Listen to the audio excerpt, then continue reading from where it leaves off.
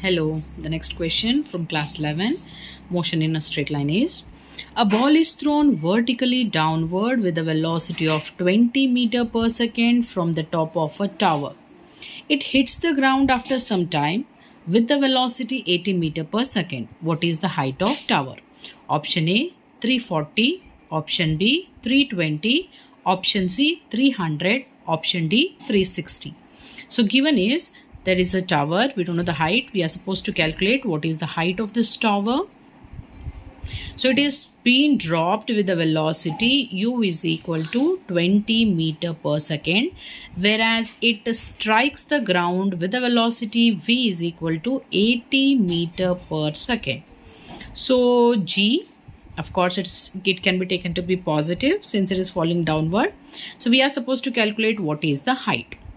We know that the only formula connecting u, v, h is v square is equal to u square plus 2gh. So we are supposed to calculate what is h. H turns out to be v square minus u square upon 2g. So this is 80 square minus 20 square divided by 20.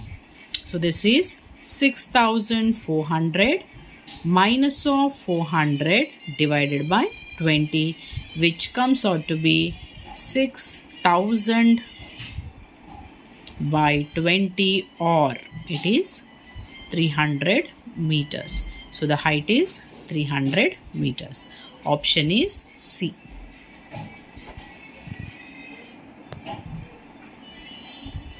Please like and subscribe.